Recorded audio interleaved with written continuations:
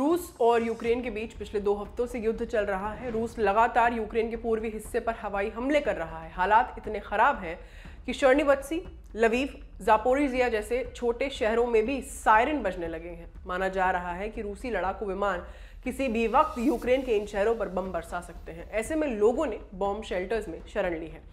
इधर 11 मार्च को Volodymyr Zelensky ने एक वीडियो जारी कर रूस पर मेलिटोपोल शहर के मेयर का अपहरण करने का आरोप लगाया। वहीं अमेरिका ने रूस को चेतावनी देते हुए कहा है कि अगर रूस ने यूक्रेन में केमिकल हथियारों का इस्तेमाल किया तो उसे गंभीर परिणाम भुगतने पड़ सकते हैं। पुतिन और लुकाशेंको की हालिया मीटिंग के बाद से ही यूक्रेन को यह डर सता रहा है कि कहीं बेलारूस भी उसके ऊपर हमला ना कर दे।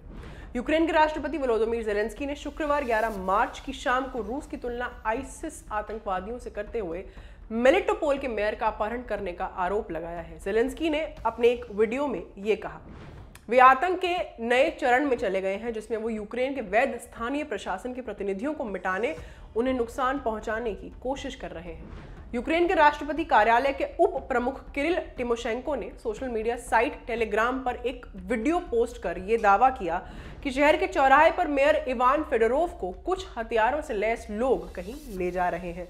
उनके मुताबिक फेडोरोव ने शहर पर कब्जा करने वाली रूस सेना के साथ सहयोग करने से मना कर दिया था, जिसके बाद उनको सिटी क्राइसिस सेंटर में हिरासत में ले लिया गया था। वो वहां शहर के लाइफ सपोर्ट सिस्टम के प्रभारी थे। इधर रूस ने यूक्रेन में अपनी सैन्य कार्रवाई को तेज करते हुए 11 मार्च को देश के पश्चिमी इलाके पर भी हमले शुरू कर दिए। इस बार रिहायशी इलाकों के साथ साथ रूस ने हवाई अड्डों को भी निशाना बनाया। वोलिन इलाके के प्रमुख यूरी पोहुल्याको के मुताबिक पश्चिमी लुत्स्क में हवाई अड्डे पर बमबारी के कारण 2 यूक्रेनी कर्मचारियों की मौत हो गई जबकि 6 लोग घायल हो गए। वहीं न्यूज एजेंसी रॉयटर्स के मुताबिक सैटेलाइट तस्वीरों से पता चला है कि रूसी सेना ने कीव को घेरने के लिए राजधानी से 470 किलोमीटर दक्षिण में स्थित माइकोलेव पर हमले करने शुरू कर दिए हैं, तेज कर दिए हैं। यूक्रेनी और पश्चिमी अधिकारियों ने पहले रूस पर यूक्रेन के दक्षिणी शहर मारियापोल में एक अस्पताल पर गोलीबारी का आरोप लगाया था। उस हमले में 3 लोगों की मौत हो गई थी।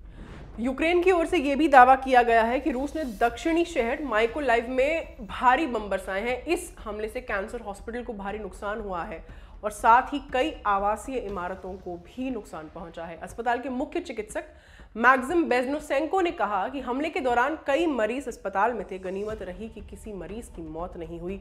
यूक्रेन की मीडिया की ओर से दावा किया गया कि कीव के 36 किलोमीटर दक्षिण में वासल कीव में एक तेल डिपो रूसी बमबारी में तबाह हो गया। वहीं क्रायचकी गांव में भी हमला हुआ है। तो टेलीग्राफ के मुताबिक यूक्रेन के निप्रो में रूसी सैनिकों ने एक बार फिर से हमला कर दिया है जिसमें एक नागरिक की मौत हो गई है।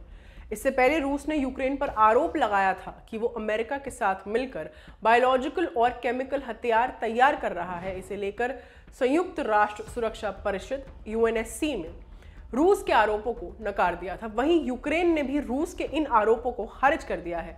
इसके साथ ही अमेरिकी राष्ट्रपति जो बाइडेन ने भी रूस को चेतावनी देते हुए कहा है कि अगर इस युद्ध में रूस ने यूक्रेन के खिलाफ बायोकेमिकल हथियारों का इस्तेमाल किया तो रूस को इसकी कीमत चुकानी पड़ेगी। ये खबर आपके लिए लिखी थी आयुष ने। मेरा नाम है आस्था, कैमरा के पीछे है जतिन। देखते रहिए दी ललित टॉप। शुक्रिया।